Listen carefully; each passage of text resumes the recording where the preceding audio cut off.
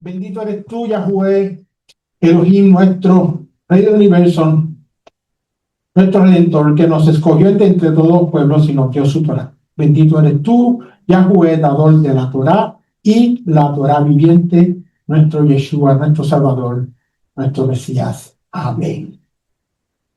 Para las personas nuevas que han visto esta oración, nosotros la hemos enmendado un poquito. Añadimos Yeshua, la Torah viviente, porque eso, mi hijo aprendió eso de mi hijo y fue hermoso y lo hemos adoptado en esta quejida. Amén. Amén. Esta parashá Kitishá comienza con las lecturas, las encontramos en la Torah, en Éxodo, que se conoce como Shemot, del capítulo 30, versículo 11 al 34-35. Hay unas lecturas añadidas, como mencionaba nuestra hermana Heidi, de mes de Adán, se llama Shabbat Para, que habla del becerro de oro, el becerro de la vaca roja. También habla del becerro de oro en esta parasha. Eso es el número, habla de la vaca roja. Las haftará se encuentran en Ezequiel 36, 16, y la Briharashá, o el pacto renovado, la lectura se encuentran en Hebreos 9, 8 al 22. No sé si pueden ver todo el mundo, tengo que acomodar algo en el medio, ¿no? Okay. Como digo, normalmente siempre tenemos las referencias donde buscamos, donde hacemos nuestros estudios. Hay que leer, hay que buscar, hay que escudriñar, hay que orar, hay que hacer de todo. Pero en este caso, pues normalmente trato de poner todos los maestros que me van aquí a enseñar, normalmente ponen sus referencias en la parte, damos las referencias, no son simplemente algunas de ellas. La síntesis de la parashá, el nombre de la parashá Kitishá, se encuentra en Éxodo 30:12, que lo vemos aquí en el lado derecho, al principio del versículo 12. Y dice, normalmente se traduce como tomes, cuando tomes o cuando levantes, y otras traducciones dice cuando eleves también al pueblo. Es la parashá número 21 del ciclo anual de las lecturas, desde Génesis hasta Devarim, de Deuteronomio se leen las parashá, y esta es la número 21, es la novena del libro de Shemot. Contiene 9 mandamientos. De esos 9 mandamientos o mitzvot, 4 son hacer o son positivos y 5 son los hacer o no se harán. Los temas que encierra esta parashá son varios. Habla de la ley del censo del medio shekel, habla de la fuente de bronce, aceite de la unción, incienso para el altar, cómo se haría, el llamamiento de Bezalel y Aholiab. Habla también de la observancia del Shabbat. Habla de la entrega de las tablas. Habla del pecado del becerro de oro. Habla de la ruptura de las primeras tablas. Habla de la intercesión de Moshe por el pueblo, ¿verdad? Cuando el pueblo hace el becerro de oro, Moshe es quien intercede y clama a las misericordias del Eterno. Habla de la renovación del pacto, las nuevas tablas. Habla de la promesa, de la presencia de Elohim también. Y que aquí hay mucha tela para cortar, muchos sitios donde buscar información. Así que los puntos que yo voy a cubrir en esta tarde son uno es el vástago que retoña, el netzer que retoña.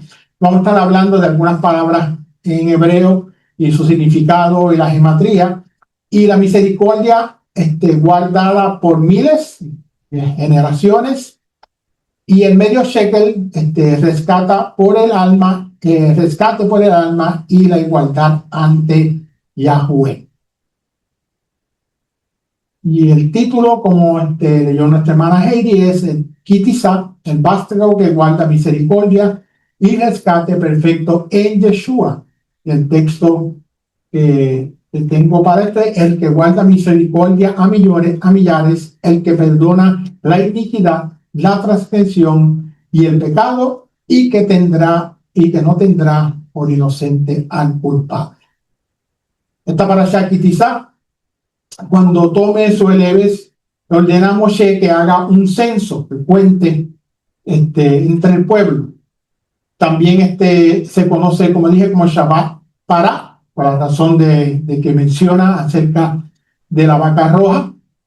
Quizás es uno de las porciones hermosas, todas son hermosas, pero dramáticas y reveladoras de la Torá.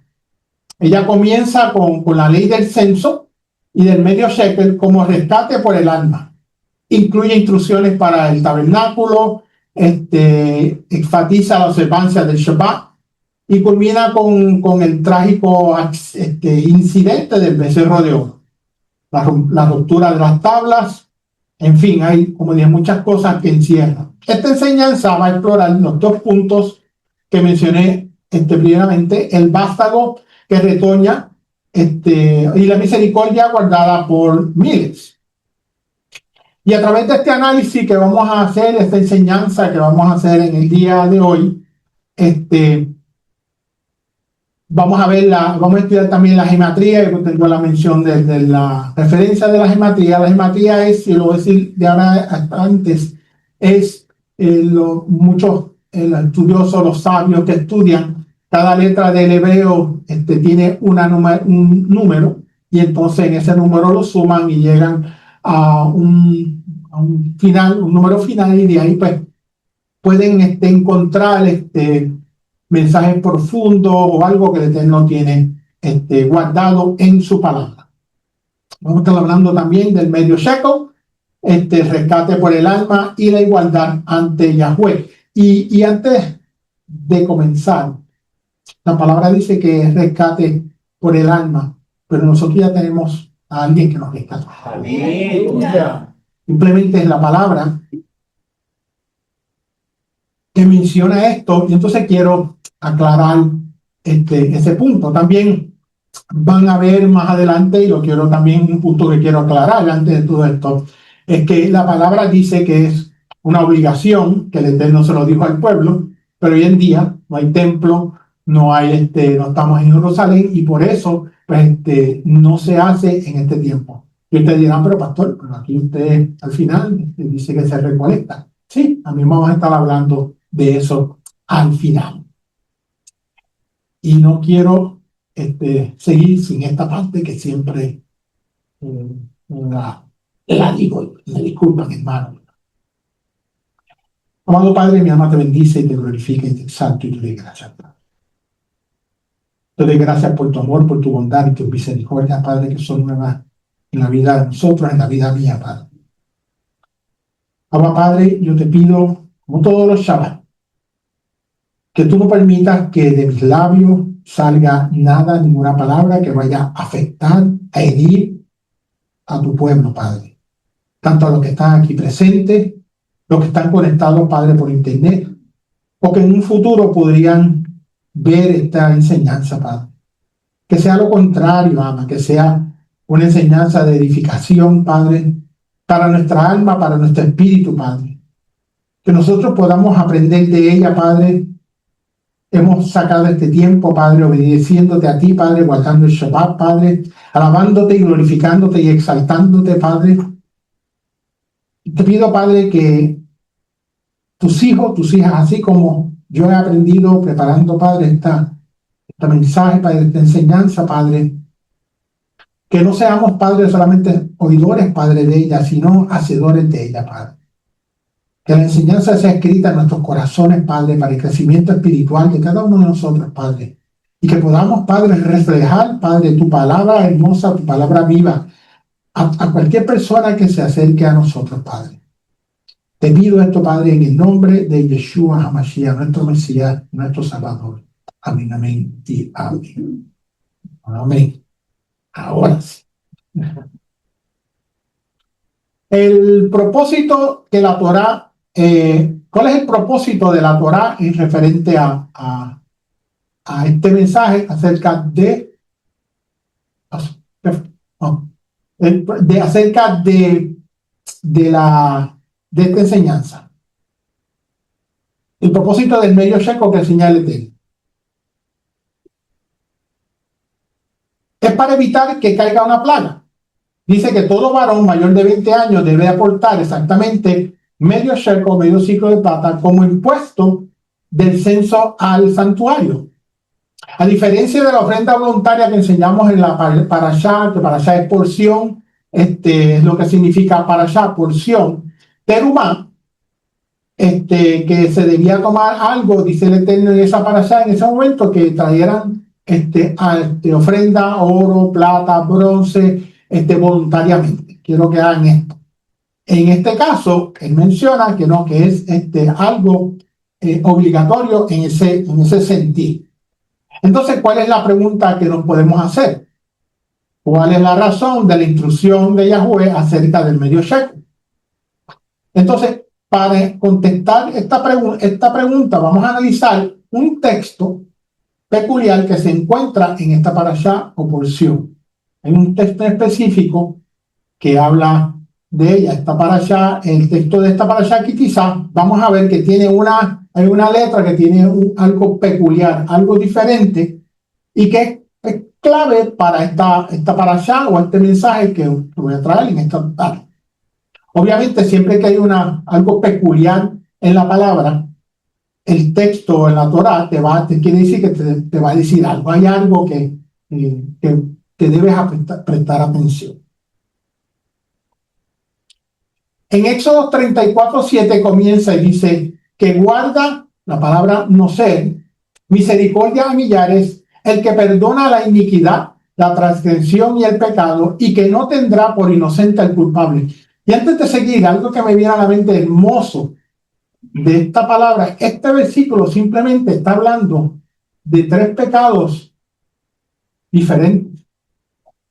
Todos son pecados, pero especialmente la transgresión. Eso es como lo último. Es como que todos pecados son pecados, pero la transgresión es cuando yo peco a propósito. Cuando yo decido, voy a hacer esto porque no tengo temor del Eterno, no importa nada, y lo voy a hacer. Eso es transgresión. Y el Eterno está misericordioso que hasta ese pecado Él no los perdona a través de Yeshua.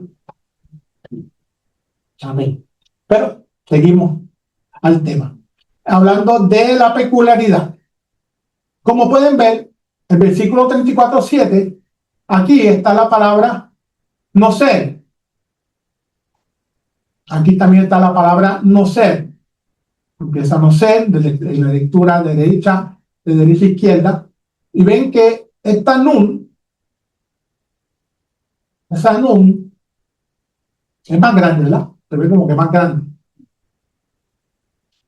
El rollo, el Humash, los Humash son los libros, lo que dice aquí, son los libros que cuando usted tiene un libro de la Torá, eso es un Humash, es que se escribió el libro, el rollo de la Torá, y se hizo en forma de libro. Eso es lo que es el Humash. Y el Humash, hay diferentes, está el Humash con Rashi, hay el Humash Leví Sion, hay diferentes Humash. Pero la mayoría de ellos reflejan esa peculiaridad de la palabra. Muchas veces si usted lee o ve el texto hebreo, y usted va a ver como que un asterisco, así es que te está diciendo, mira, hay algo aquí peculiar. Cuando vemos esta peculiaridad, en la palabra es porque ella no está diciendo, ay, mira, hay algo profundo, te está diciendo, presta atención. Y mientras preparaba el estudio, me venía esta a la mente. ¿Cuántos se acuerdan del coyote y el correcamino? ¿Qué hacía el coyote del correcamino? Le ponía una trampita y habían flechas prendiendo y apagando y llamando la atención, ¿verdad? El correcamino. Y eso es lo que el Eterno está haciendo en este momento de la palabra. Mira, aquí hay algo raro, hay algo diferente, presta atención. Entonces, en este caso, podemos ver que la palabra no ser, la palabra de aquí, no ser, tiene esa nun grande. Entonces, seguimos con el texto peculiar. Viene de la raíz, no ser, viene de la raíz nazar, que significa guardar, preservar, mantener. La palabra nazar tiene el mismo valor numérico de la palabra netzer. La palabra netzer significa rama, descendiente, y se escribe de la misma manera que no ser. Aquí pueden ver, esta información se obtiene del Bible Hub. Cuando estás estudiando lo que sea, tú quieres estudiar un poquito más, profundizar más, pues puedes ir a biblehub.com y ahí le enseña el proceso, cómo se escriben las cosas, si tiene la raíz, si tiene una raíz, etc. Entonces podemos ver aquí en Natsar, y honestamente me disculpan hermano, pero esto que cambió, aquí está la letra original, no sé por qué el sistema lo cambió, tecnología. Pero esta es la palabra Natsar en hebreo y significa sitiado, cosa oculta, mantener, preservar, vigilante. También otras versiones de la palabra lo enseñan como observar, preservar, mantener, vigilar, mantener, sitiado, custodiar. Es una palabra, una raíz primaria. Estas palabras, netzer y nastar, se escriben de la misma manera. Yo creo que nosotros para que ustedes puedan ver cómo se escribe exactamente. ¿Por qué se escriben igual? Porque en el hebreo original las palabras se escriben sin vocales. Entonces las vocales las incluyeron para personas como yo, que no saben leer mucho hebreo, entonces no saben mucho, casi nada, pero me defiendo un poquitito, pues tiene unos puntitos, unas rayitas que uno puede ver, y entonces te dice, ok, esto es una vocal, esto es una A, esto es una E, esto es una I, una O, y entonces uno trata de buscar. Con la tecnología de hoy en día también podemos ver y saber, ok, esta es la palabra que dice y este es el significado, Baruch Hashem por eso. Seguimos. El valor numérico de la palabra no ser, esto es la nun, aquí está la sadik y esto es una resh. El valor numérico de estas palabras es 340. Cuando tú sumas lo de la geometría que estaba explicando, el 3 más 4 más 0, lo reducimos y llega a 3 más 4 es 7. El número 7 tiene el valor, tiene varios símbolos en la palabra: perfección, plenitud completa divina, completud divina, santidad y reposo, refiriendo también al Shabbat, y cumplimiento divino y juramento. En la perfección, perfección, plenitud y completitud divina representa la totalidad o el cumplimiento perfecto de algo. El hebreo, la palabra 7 es Sheba. Disculpa, aquí detrás estaba el Sheba. El Sheba, que comparte la misma raíz de la palabra Shabbat, que significa lleno, satisfecho, pleno. Por eso el 7 simboliza un estado de plenitud natural, completitud, satisfacción divina. La santidad y el reposo. El ejemplo más claro es la creación. En Génesis, Yahweh crea el mundo en ¿cuántos días? Right. Y descansó en el séptimo. Right. ¿Y qué hizo en el séptimo? Lo santificó. Amén. El Shabbat séptimo día es el día de reposo, santidad por excelencia, y el número 7 evoca ese reposo, esa santidad, más que una mera terminación. La semana no se acabó en ese día 7, sino que está abrazándote, es como una fiesta, vamos a gozarnos, vamos a descansar en él. ¿Cuál es el cumplimiento divino? En hebreo, Sheva, 7 también se relaciona con Shevuah. Shevuah es juramento. Y Shavua, semana, porque tiene la misma raíz. Shevuah, juramento, y Shavua, semana, tienen la misma raíz. El 7 implica un compromiso perfecto, como un juramento de Yahweh. Es el hilo que conecta con nuestro Creador. Es como cuando Abraham hizo el juramento con Abimelech. Él le dio 7 corderas.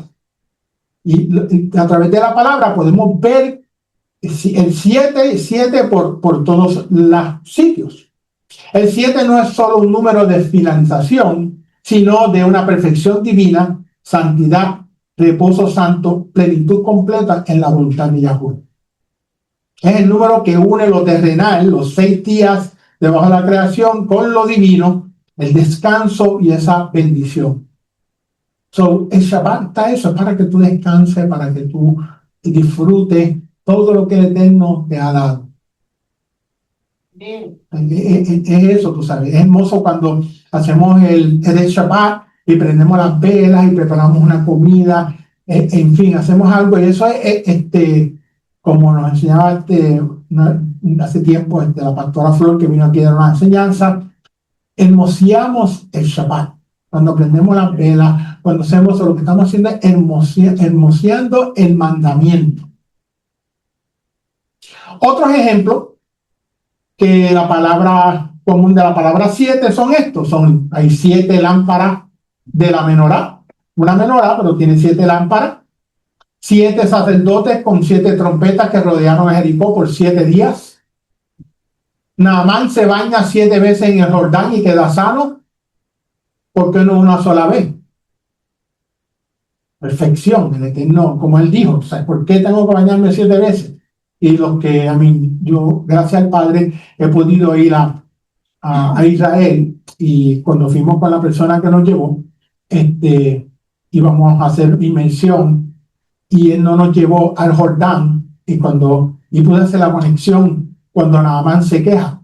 El Jordán, para el tiempo que fuimos, la agua estaba oscura, estaba como que, ¿no? Pero nos llevó a un sitio donde el agua era cristalina, donde tú veías los pececitos nadando, pero no era el Jordán. Y entonces, cuando fui ahí, cuando él nos dijo a ver si lo vimos, pues vimos el río Jordán, parte de donde fluía, entendí a manga por qué tengo que bañar 7 veces y con una es suficiente. Pero seguimos. 7 espíritus de Yahweh, 7 iglesias en el libro de Revelaciones, en fin, hay 7. Ahí está la definición de gematría. La gematría es un sistema que asigna un valor numérico fijo a cada letra del alfabeto hebreo para interpretar textos bíblicos, nombres, palabras o frases, revelando posibles significados ocultos, conexiones espirituales o analogías profundas. ¿Sí? Simplemente es eso, no es nada así tan. Amén. Seguimos. Hay una Isaías 11:1 dice: saldrá de la vara del tronco de Isaí un vástago. Netzer es vástago. Bueno, de la palabra al principio hablamos que antes tiene una conexión con Natsal, se escriben de la misma manera. Retornará de sus raíces, y como lo pueden ver aquí arriba, debajo de esta Netzer es lo mismo, y aquí está la palabra Netzer en hebreo. Está en aquel sitio de guardar y está aquí también. El vástago que retoña, como ley dice, y saldrá una vara del tronco de Isaí, y un vástago netzer retoñará de sus raíces. Este versículo se encuentra en el contexto de una esperanza profética. Isaías escribe esto en el siglo 7 antes de la era común, o antes de Mashiach. en medio de amenazas externas. Asiria estaba amenazándolo y las crisis internas del reino de Judá. El capítulo 11 describe los juicios que dejan a la dinastía davídica como un árbol cortado hasta quedar solo un tronco seco. Sin embargo, Isaías 11:1 anuncia un giro radical, un cambio totalmente de 180 grados, no de 360, 180. De ese tronco que puse en esa imagen, no es ese tronco, pero dice Isaías que anuncia, de ese tronco aparentemente muerto brotará vida nueva. Isaías 11 promete restauración divina después del juicio. Aunque la línea davídica parece haber cortado para ese tiempo y sin esperanza, un tronco seco, Yahweh hará surgir un nuevo líder legítimo, humilde y poderoso. Este vástago traerá justicia recta, paz universal y el conocimiento pleno de Yahweh a toda la tierra. Y vamos a hablar de la vara o joter. Es un retoño tierno, significa delgado y frágil, que surge con una fuerza inesperada. Uno ve este retoño, analizamos y pensamos, se ve débil, esto se puede caer, pero va a crecer fuerte. ¿Pero de dónde? Viene del tronco de Isaí. Isaí era el padre de David. Amén. El profeta enfatiza el origen humilde, no del rey David, porque si uno analiza este punto y lo que dice, y saldrá del tronco de Isaí, no, está hablando de Isaí, el pastor de Belén. Recordando la promesa real, comenzó pequeño y sencillo. ¿Por qué? Porque Isaí era pastor. Sabemos que David era pastor, pero David fue el rey. Papá de David era pastor. Un vástago. La palabra vástago, que es lo que estamos hablando de netzer, es la palabra clave. Netzer significa un brote, un renuevo, rama tierna, un retoño. Y se refiere a algo que surge no del tronco invisible, sino de las raíces ocultas bajo la tierra. Es un término poco común de la Biblia y aquí lleva una carga especial esperanzadora del Mesías, una esperanza mesiánica.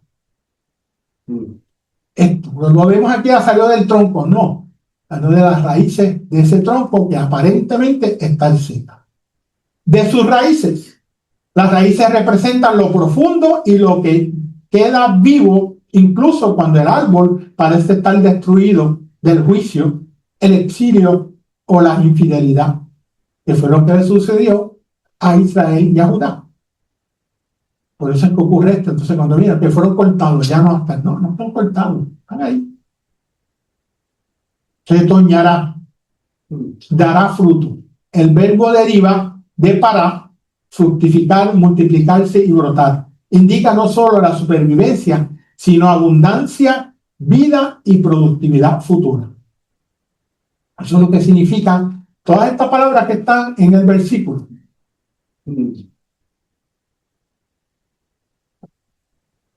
Pero aquí pueden ver la Nun, y aquí está la Nun, y aquí en el medio detrás de este sign está la Sadik y esta es la Resh. Netzer y Nazar se escriben de la misma manera. Nazar significa guardar, preservar y custodiar, mantener, como en Éxodo 34:7. No ser Gesed la fin, que guarda misericordia por miles. Ambas palabras suman el mismo, lo mismo como podemos observar arriba, porque se escriben de la misma manera. Esta identidad no es casual. El vástago que brota, hablando del vástago que brota, humildemente es el mismo que preserva y guarda la misericordia y la promesa eterna de Yahweh. Y como dije, suma lo mismo. Este es el número, la Nun suma 50, la Sadik, el valor numérico es 90, La resh, el valor numérico es 200. Cuando sumamos estos números nos da 340 y eso se reduce a 7. ¿Estamos entendiendo ahora? Si no, se vuelve muy rápido y se pone, pastor, por favor, slow down. Pastora, me dice slow down. Amén. Seguimos. Cumplimiento en Yeshua. Algo para nuestras personas nuevas que están aquí y los que ya están. Yo siempre que enseño voy a tratar de enseñar la conexión de lo que nos enseña la Parashá, lo que nos enseña el Tanakh con Yeshua. ¿Ven? Ese es nuestro Salvador. Amén. En la Brit Hadashá, o el pacto renovado, esta profecía encuentra su cumplimiento plena en Yeshua de Nazaret. Nació en Nazaret, sabemos, del hebreo Nazar, cuyo nombre deriva directamente de Netzer, basta. Vemos la conexión, vamos viendo la conexión poco a poco. Mateo 2:23 señala, y vino a vivir en una ciudad llamada Nazaret para que se cumpliera lo dicho por el profeta, será llamado Nazareno. Hay un juego de palabras intencionalmente con la palabra Netzer. La Nun, la letra número 14 del abecedario alfabeto hebreo, como dije, su valor es 50 y representa conceptos profundos relacionados con la vida, con la continuidad y con la redención. Yeshua surge de la línea de David. ¿A través de quién? De Isaí. ¿Recuerda el tronco? Pero de un linaje aparentemente cortado por la pobreza y el rechazo. Cuando venimos a ver, Isaí tenía ovejas y tenía ganado, pero no era rey. Era una persona famosa, pero no era un rey. Era humilde. David era humilde. Como el vástago humilde que retoña de la raíz oculta, él preserva, Nazar, la misericordia eterna de Yahweh, extendiéndola más allá del castigo y floreciendo en justicia, paz y vida para todas las naciones, tal como escribe en Isaías 12:1-2. Lo describe de esa manera. ¿Qué nos dice esto? Que el Eterno es misericordioso. Hasta 1000 generaciones. En la Parashá también podemos ver que hay nos habla de la vida, perpetuidad y multiplicación. En arameo, la nun significa pez, porque es un animal que se multiplica abundantemente. Simboliza la continuidad de la vida, la propagación, la semilla que crece y la fertilidad espiritual. Los sabios comentan que también representa al Mesías. También, por supuesto, los sabios, estamos hablando de los sabios de los rabinos y eso, representan al Mesías que están esperando. Para nosotros, representa al Mesías Yeshua. También representa gracia. ¿Y por qué representa gracia? Porque el 5 representa la gracia o ese favor inmerecido. La nun. Cuando cerramos el 5 más 0, da 5, vemos en la palabra la gracia.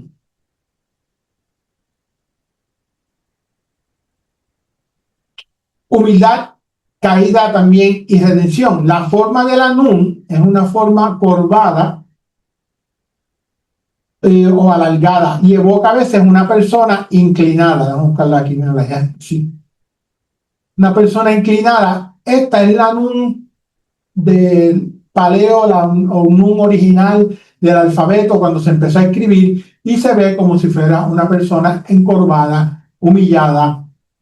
Y eso es lo que representa eso, la forma, como dije, los sabios comentan que la nun está asociada a la caída, como cuando dice la palabra en Amós 5:2, cayó la Virgen de Israel, refiriéndose a la nación, y ha caído o se ha descarriado.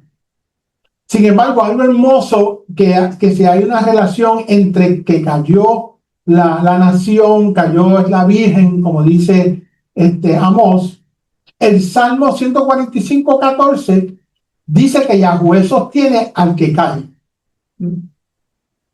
Nunca olvidemos eso, él siempre nos va a sostener, siempre nos va a caer. Y algo hermoso de ese salmo, cuando lo estudiamos, pues digo, es que si lo pongo sería mucha información.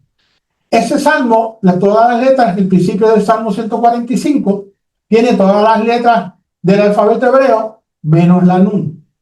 ¿Por qué? Porque el Eterno es quien nos levanta. Es símbolo de resurrección, redención y salida de la oscuridad a la luz. El contexto peculiar de la Nun también nos habla de fidelidad, reino y de Mashiach.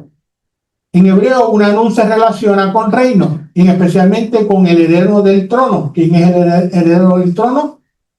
Yeshua HaMashiach. La Nun es la letra número 14 del alfabeto y es el valor numérico del nombre del rey David. 14. La Nun es la número 14 y la Nun es el valor numérico del rey David. Yeshua es enfatizado como el hijo de David porque Mashiach es descendiente de la línea real del hijo de David. Representa Nema, fiel, confiable. Representa también Neshama, el alma y la sabiduría divina.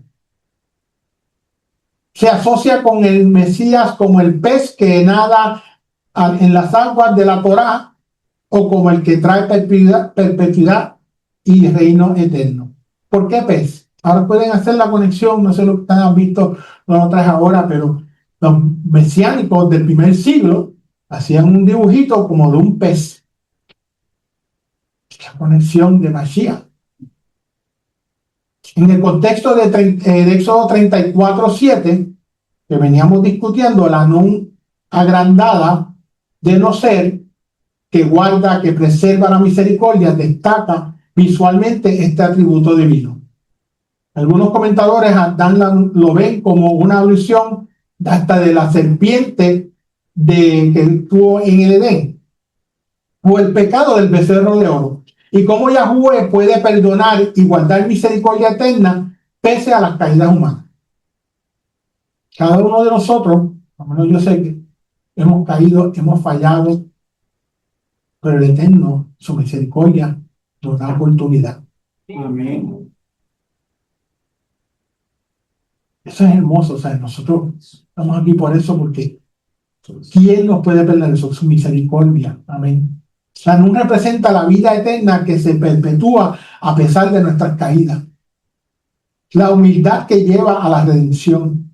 La fidelidad divina y el reino mesiánico que perdura para siempre. Es la letra de esperanza, la que cae, el que cae sostenido y levantado por Yahweh, simbolizando resurrección, multiplicación espiritual y el Mesías como el heredero y luz. La Sadi simboliza justicia, rectitud, pescador de almas y justo. Es la nota número 18 del alfabeto hebreo y viene de palabras hebreas con raíces que significan cazar, perseguir, atrapar o un anzuelo o un gancho. Y en el hebreo antiguo se dibuja con un gancho o con un hombre acostado con un anzuelo. La letra es la letra inicial de la justicia, de la palabra Sedek, es la letra inicial de justo, de la palabra Sadi. Justicia y rectitud. El Sadik representa al hombre justo que vive por su fe. Como dice Habacuc 2:4, el justo por su fe vivirá. El Sadik es el fundamento del mundo. Proverbios 10:25 dice, el Sadik es el fundamento del mundo. Proverbios 10:25 dice, mas el justo permanecerá para siempre, porque él sostiene el equilibrio eterno y la espiritual y lo material.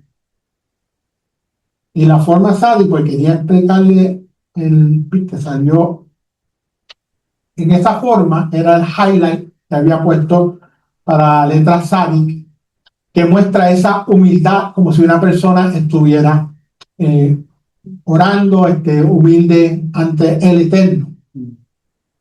La Sadi se forma combinando una Nun.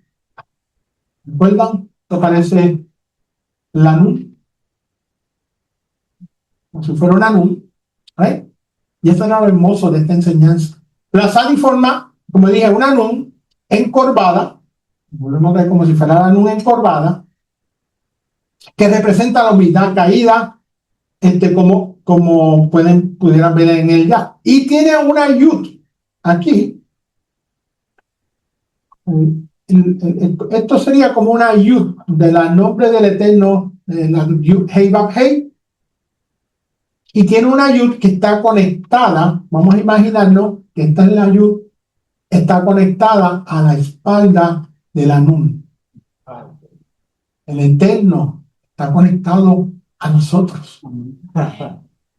Por eso es que dice, wow, yo cuando preparaba esto está tan hermoso, pero lo arreglaré y lo postearé en el sistema para que lo puedan otra vez leer cuando ustedes puedan.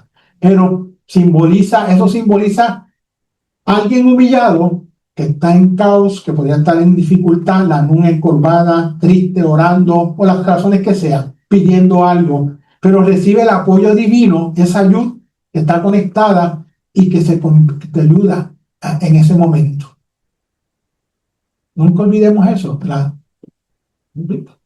estamos sí hoy en los sistemas electrónicos. Amén. Seguimos. Ahí, en ese cuadrito rojo, estaba señalando la yud. ¿Qué simboliza? Esto simboliza humildad más elevación divina es igual a verdadera justicia. En arameo, Sadi también puede relacionarse con caos, pero el justo lo transforma en orden y bendición. Nosotros, a través de la palabra, podemos transformar el caos que podamos estar viviendo por el caos que está ocurriendo, lo podemos transformar en orden y bendición. Hay una unión de dos mundos. El sádic, el justo, une el cielo con la tierra, lo espiritual con lo físico. El sádic es un canal de bendición. Cuando practicamos la justicia que te enseña la palabra, la gracia divina que está en ti fluye al mundo. Yeshua, el justo por excelencia, une y redime. Nuestro Redentor, nuestro Salvador, nuestro Rabino, Él nos ayuda a hacer eso. El sádic, el justo, puede cometer errores o faltas. No Yeshua, por supuesto, estoy hablando del justo, no el justo perfecto. Lo que define que no es la ausencia de errores, sino su capacidad de arrepentirse y elevarse después de una caída. Tú puedes ser justo, no quiere decir que vayas a caer. ¿Cómo nos hacemos justos?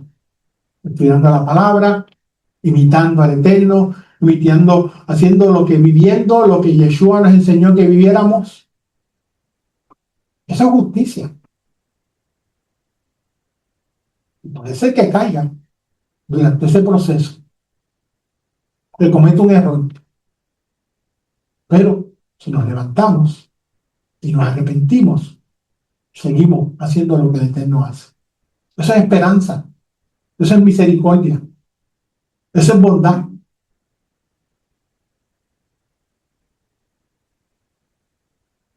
Salomón y Pablo cierran la puerta a la soberbia humana y muestran la necesidad de la misericordia divina. En Eclesiastés 7:20 dice, no hay hombre justo en la tierra que haga el bien y nunca peque. Saúl citó más o menos lo mismo. Esto cuando escribió en Romanos 3:10, como está escrito, no hay justo ni aún uno. ¿Qué es lo que está diciendo el Eterno? Eso mismo. ¿Qué es lo que está diciendo la palabra? La palabra nos está hablando, nos dice eso a nosotros. Tú puedes ser justo. No justo como Yeshua de la perfección, pero podemos ir creciendo, podemos ir cambiando. Podemos ir dirigiéndonos a lo que nos enseña la palabra, que cómo debemos ser, cómo debemos vivir. Resh es la última letra de la palabra notzer. Parece una R, pero es como si hiciera esta al revés, mirándola para allá. Los que no saben la letra, como es la letra hebrea, es así mismo, pero como si fuera un parecida a eso.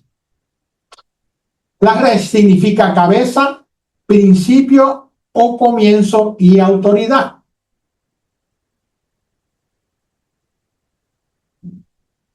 Para cerrar el ciclo de estas palabras de Notsé, de Éxodo 34:7, vamos a ver esa palabra resh, que parece, como le digo, como un 7, parece. Parecía un 7. Y se representa como cabeza, principio o comienzo.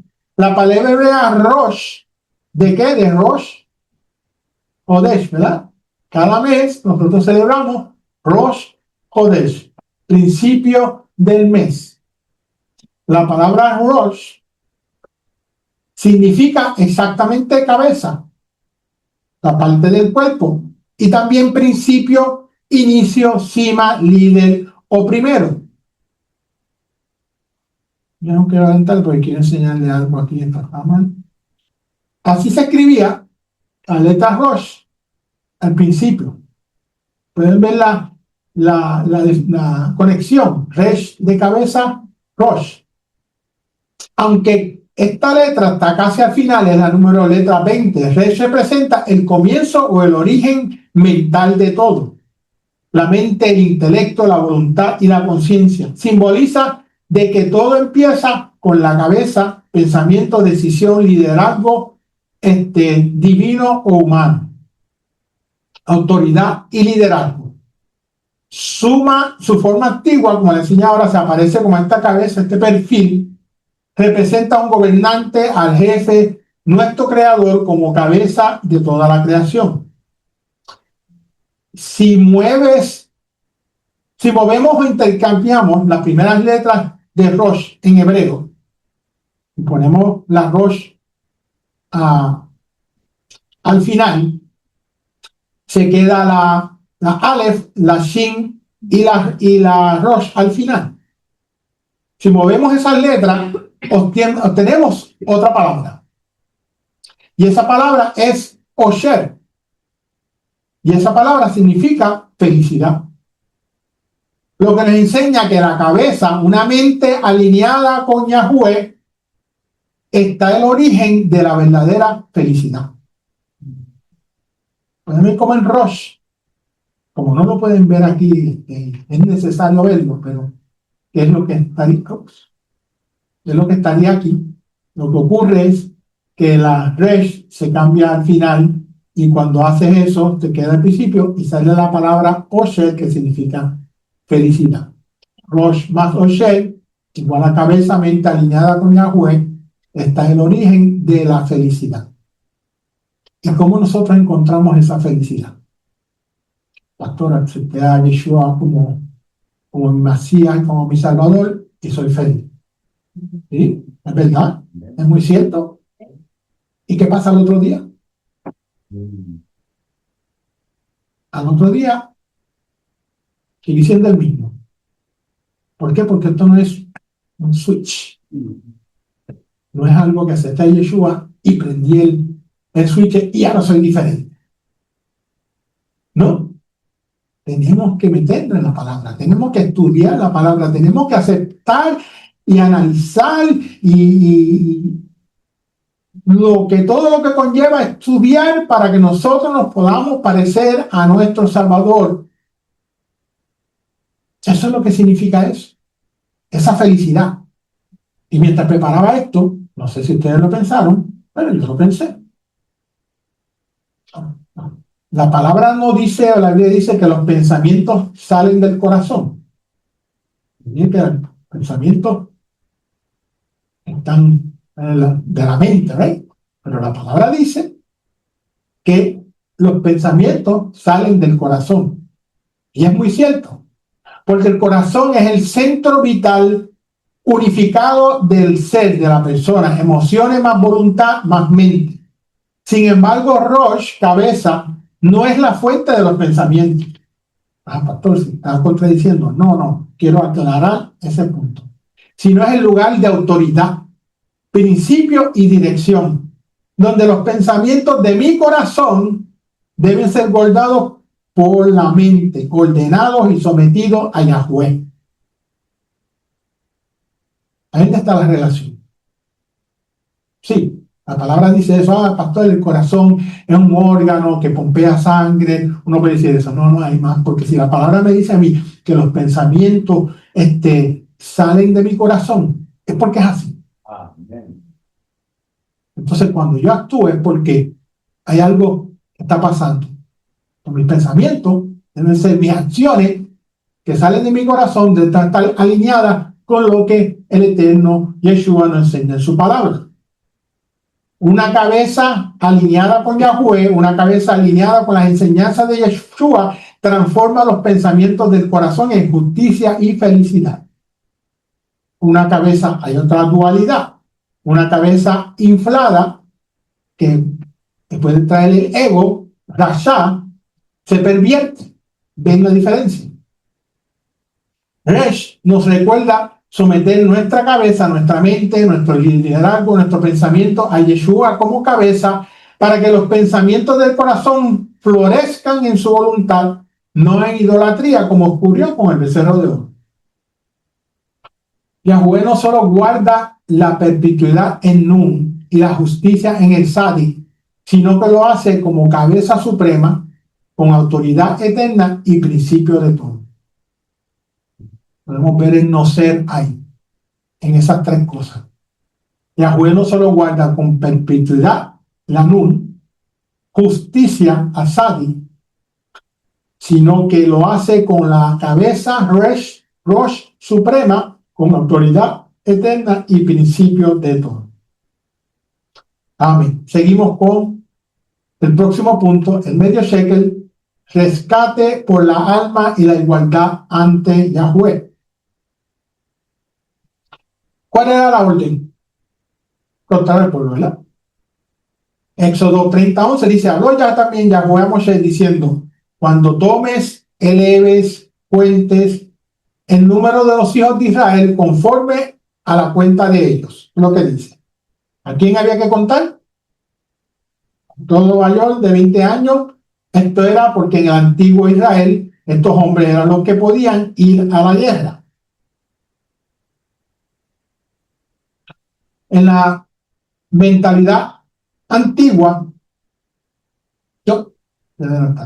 propósito de dar un rescate, el propósito era dar un rescate por su alma para evitar que les caiga una plaga o una mortandad.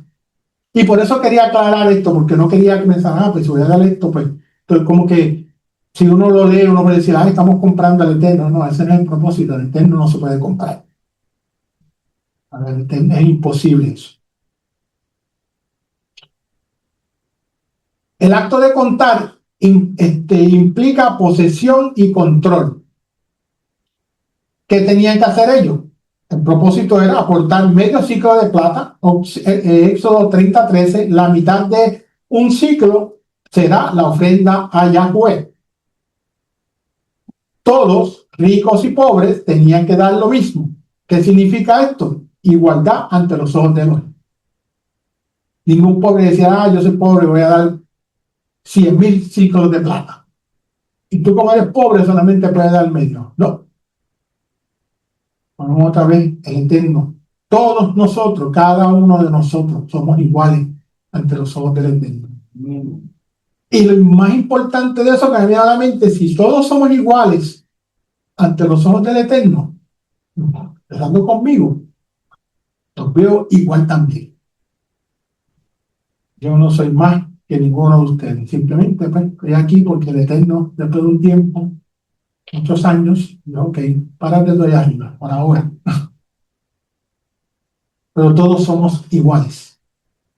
El acto de contar, quiero, antes de llegar aquí, ¿por qué el Eterno manda a, cuál era la mentalidad de eso? En la mentalidad antigua, pues tenemos que darle para dar rewind a la vida y ponernos allá donde estaban ellos en el desierto, incluyendo israelitas y las culturas circundantes, solo el dueño legítimo tiene derecho a contar o numerar lo que le pertenece.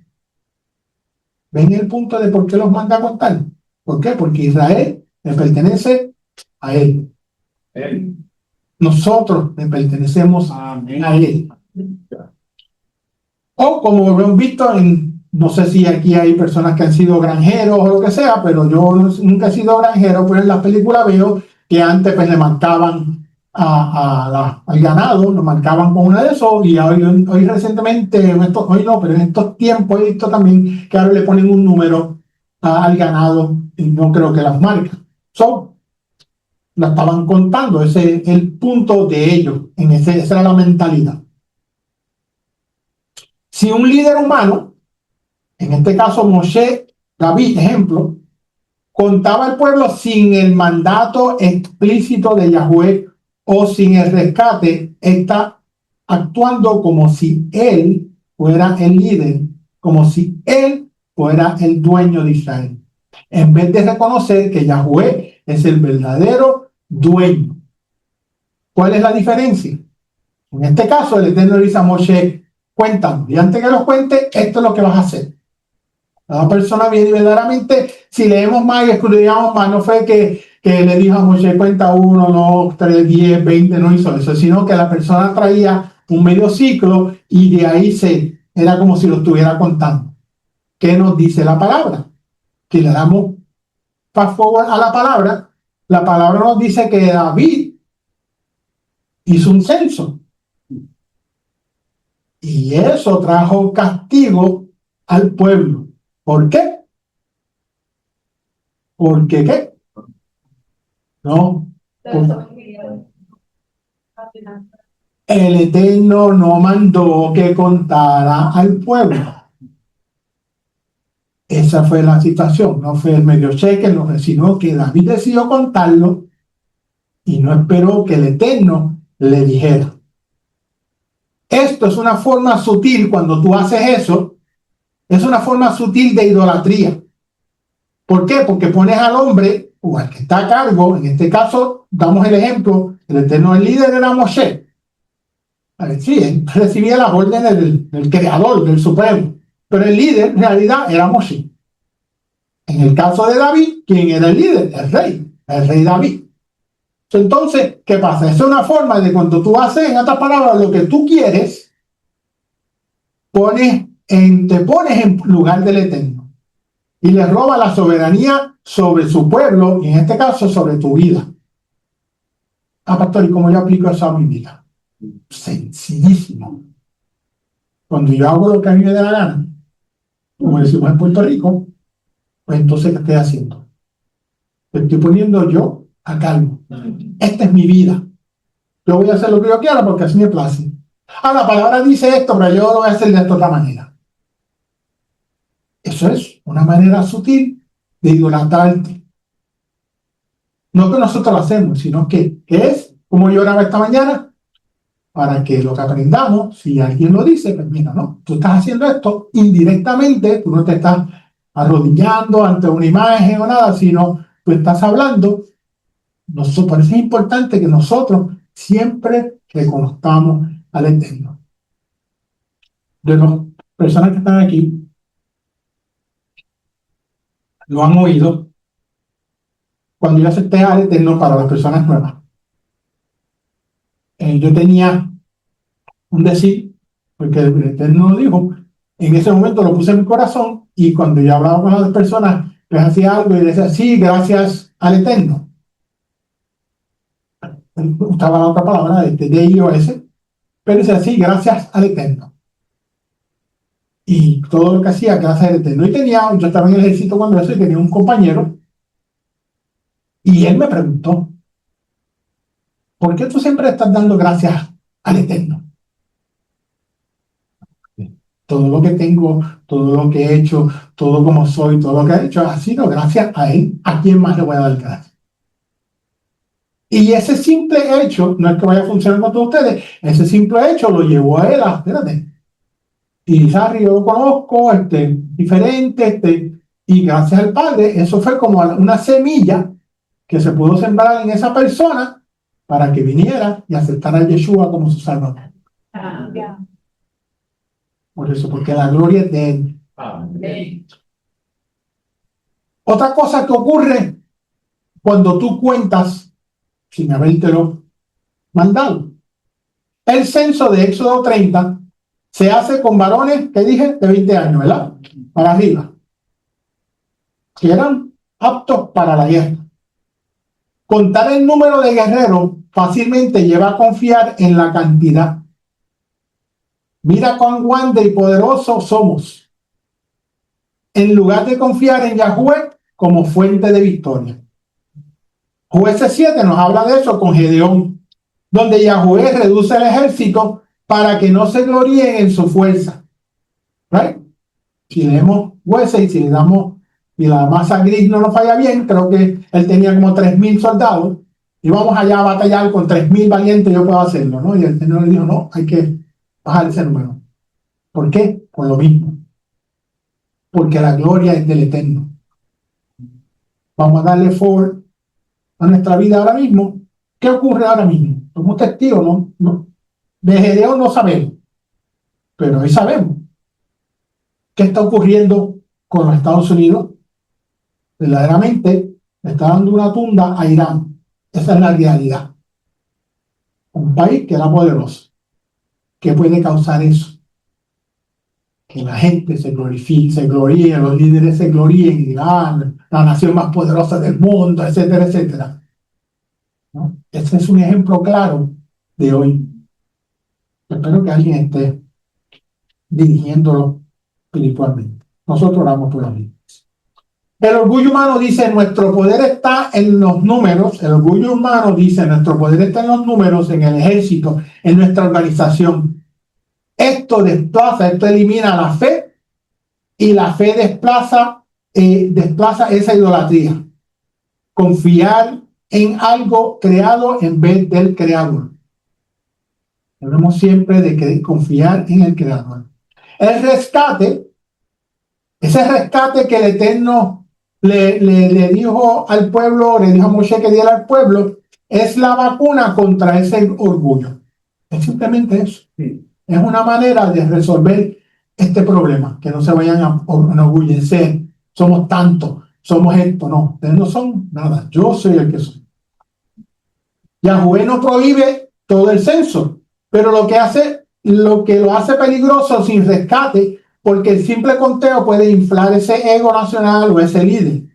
Al pagar el medio shekel, todos por igual, rico no más que los pobres, recuerda que cada alma vale lo mismo ante Yahweh. Eso nos demuestra igualdad, no superioridad.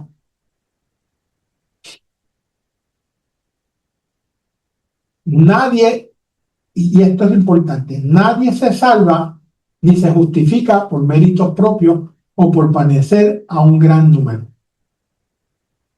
Nadie se salva ni se justifica por méritos propios o por permanecer a un gran número. El rescate es un tipo de expiación.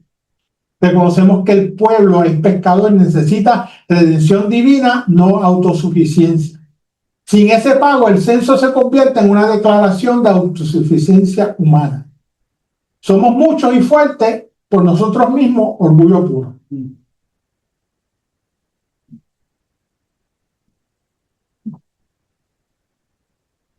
No nos olvidemos. Por eso Yahweh pone el medio shekel como recordatorio constante. No soy vuestro, dice 1 Corintios, fuisteis comprados por precio. Apunta directamente a Yeshua, el rescate perfecto que complementa ese medio shekel simbolizado. Yeshua nos enseña este tipo de impuesto vamos a leer en Mateo 17:24. Dice, cuando llegaron a Capernaum, se acercaron a Pedro los que cobraban el impuesto de 2 dracmas. ¿Quiénes cobraban los impuestos? Verdaderamente eran los recaudadores y publicanos. No hay problema, eso es normal. O sea, si uno piensa solo no, eran los publicanos, verdaderamente eran parte del pueblo quienes cobraban a ellos. Los romanos verdaderamente eran como los guardias. Vamos a ver a esto que no se roben el dinero que están utilizando, porque era el dinero para el templo. Para aquel tiempo lo cambiaron en ese momento para mantener el templo, los sacerdotes, en fin, etcétera, etcétera. Pero eran eso. So, ellos cobraban. Y se acercaron a Pedro, a los que cobraban los puestos de 2 dracmas, y dijeron: ¿no paga vuestro maestro los 2 dracmas? Él dijo, Pedro, sí. Y cuando él llegó a la casa, Yeshua le anticipó diciéndole: ¿qué te parece, Simón? ¿De quiénes cobran tributos o impuestos los reyes de la tierra? ¿De sus hijos o de los extraños? Y cuando respondió, Pedro le dijo de los extraños, Yeshua le dijo: entonces los hijos están exentos. ¿Eh? Sin embargo, para que no los escandalicemos, dice Yeshua, ve al mar, echa en el anzuelo y toma el primer pez que salga, y cuando le abras la boca hallarás un estéter, tómalo y dáselo por ti y por mí. Está Yeshua hablando del ejemplo de que Yeshua lo hizo. ¿Por qué se utilizaba? Principalmente era el impuesto de ese medio shekel que esta gente estaban cobrando a Pedro y por ende a Yeshua. Era principalmente un impuesto religioso anual de 2 dracmas. Esas 2 dracmas, por eso lo puse aquí en rojo, era un medio ciclo. Que todo varón judío mayor de 20 años, todavía lo hacía en ese tiempo, debía pagar para el sostenimiento del templo de Jerusalén. Ese era el propósito. Las monedas de 2 dracmas era una moneda de plata que equivalía aproximadamente el salario de 2 días de trabajo en el mundo romano del siglo I. Eso era bastante dinero. Esta dracma correspondía al medio ciclo requerido anualmente para el mantenimiento del templo. Dado que la moneda de plata tiria, la moneda preferida para el tiempo, pesaba casi el doble, las monedas de 2 dracmas solían servir a los judíos que vivían en zonas donde predominaba esta moneda griega.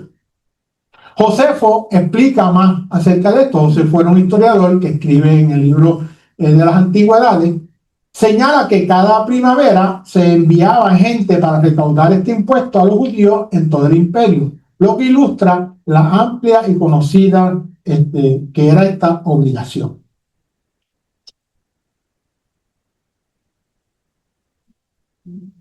Ok, antes de seguir, Yeshua, porque Yeshua pregunta: ¿qué te parece, Simón? ¿De quiénes cobran tributos o impuestos de la tierra, de sus hijos o de los extraños? Y cuando respondió de los extraños, Yeshua le dijo: entonces los hijos están exentos. Yeshua se estaba refiriendo a él. Porque si los reyes están cobrando, yo soy hijo del Creador. Yo soy el Redentor. Yo no debería pagar nada. Pero está dando un ejemplo diciéndole: ok, vamos a hacer esto para que no se escandalice la gente de esas cosas. Y por favor, ustedes saben que yo no voy a orar a Dios. Este mensaje no tiene que ver con nada de recaudar dinero ni esa cuestión. Es simplemente para que sepamos el background o la historia de lo que se refería el medio shekel. Seguimos. Medio shekel como rescate por el alma y Yeshua como el rescate perfecto. Yeshua paga el impuesto para no ofender, pero enfatiza que los hijos son libres de ese impuesto, simbolizando que él, como hijo de Eloa, no tenía que pagarlo, pero lo pagó para evitar conflictos, problemas, situaciones. Yeshua paga el rescate completo, el shekel entero, 2 mitades unidas, para sus seguidores, cumpliendo el medio shekel como rescate por el alma. La palabra shekel suma 430 de la gematría. Shema, alma, suma la misma cantidad. El medio shekel representa el alma, la mitad que necesitaba la redención, y Yeshua completa ese rescate de nuestra alma. ¿Ven la diferencia? Lo que dije, no es el dinero, es la conexión que hay entre el medio shekel y lo que Yeshua hace por nosotros. Pablo nos recuerda esto porque hay un solo Eloa y también un solo mediador entre Eloa y los hombres, Yeshua HaMashiach, hombre, quien se dio a sí mismo en rescate por todos, dio su vida en rescate por todos. ¿Ven la conexión? El Eterno desde Éxodo ya está haciendo la conexión con Yeshua. Eso es lo hermoso de esto. Bueno, otra vez, por eso siempre hay que buscar, nunca olvidemos de esa conexión de Yeshua. Estamos terminando. La Nun, y me perdonan otra vez, voy a hacer el estudio para que se vean las letras como son. Representa la vida eterna porque simboliza algo que cae, humildad, una muerte aparente, pero resurge, se multiplica y continúa para siempre. Como el pez en el agua, la semilla que germina, el reino davínico mesiánico que perdura eternamente y la redención que trae vida eterna. Esa redención que cada uno de nosotros tenemos, que nos va a traer vida eterna. Es uno de los significados más bonitos y esperanzadores de las letras hebreas. La caída no es el final, sino el camino a una vida perpetua y abundante. Cada uno de nosotros en un momento de esta vida nos caímos. Y pues tenemos una lista de cosas que hicimos que al Eterno no le agrada. Pero un día decidimos, Padre, perdónanos, donde fuera que estábamos, nos arrodillamos, pedimos perdón, quiero hacer lo que tú quieres, somos rescatados. Para luchar por eso. Y si nos caemos mañana y nos levantamos y nos arrepentimos, tenemos esperanza. Todo apunta a Yeshua, nuestro Mesías, el humilde exaltado, la semilla que da fruto eterno, el pez de vida que nos multiplica en el reino, como dice Santiago 4:10, humillados delante del Adón y él os exaltará. Nosotros hemos sido llamados a ser esa letra Nun. Representamos la vida que Yeshua nos dio. ¿Cuándo? Cuando resucitó. La humildad que imitamos, su ejemplo. La multiplicación que vivimos, su testimonio. La herencia eterna que espera ese reino venidero. La Sadi representa la justicia recta. Esto ya está. Representa la justicia recta, la humildad que se eleva el justo, el sádic, que sostiene el mundo y une lo divino con lo humano. Es una letra de acción, perseguir el bien, cazar lo caído para redimirlo y vivir con Yeshua, o sea, vivir con integridad y fe. Yeshua es ese sádic perfecto, el justo por excelencia, el que se une al cielo y la tierra de una vez por todas. Por su humillación en la cruz, en el madero, se humilló hasta la muerte, pero Yahweh lo exaltó. La Sadi humillada se convierte en una erguida letra en su resurrección. La Sadi nos invita a ser siervos humildes de Yeshua. Nosotros venimos, ejemplo, de otro campamento, como decimos, y queremos que esos hermanos tengan lo mismo que nosotros tenemos. ¿Cómo lo hacemos? Humildemente.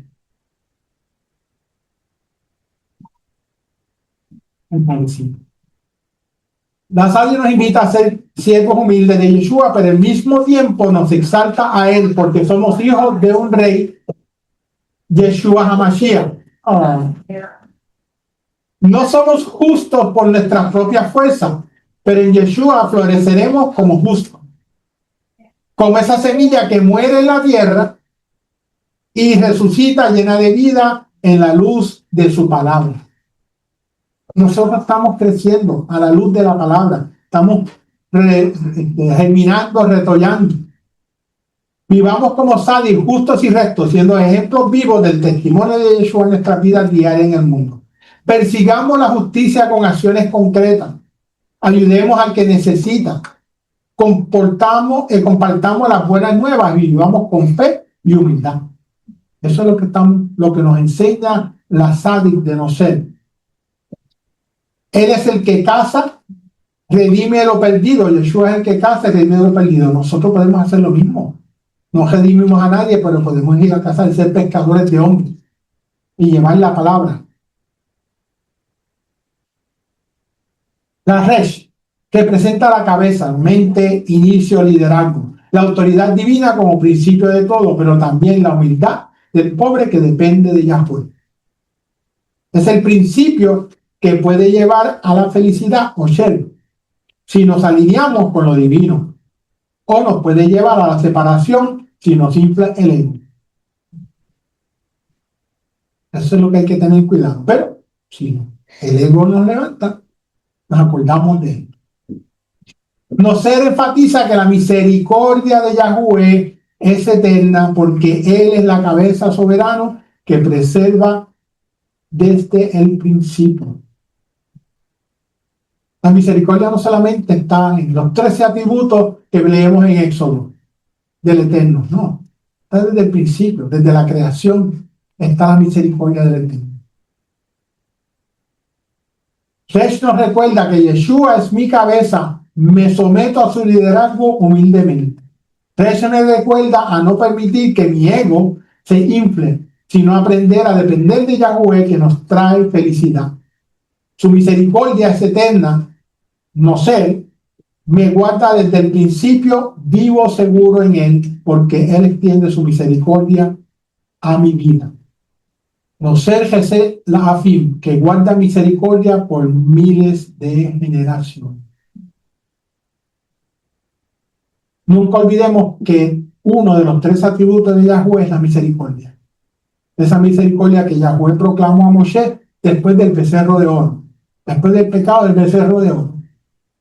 En Yeshua vemos el cumplimiento de ese atributo, que Él preserva la misericordia eterna para Israel y las naciones. Él guarda la alianza que perdona pecados y extiende ese gesed, esa misericordia más allá del castigo limitado. Fuera del castigo limitado hasta la tercera y cuarta generación. ¿Qué es mejor? ¿El castigo hasta la tercera y cuarta generación o misericordia por 1000 generaciones? Shabbat shalom, hermanos.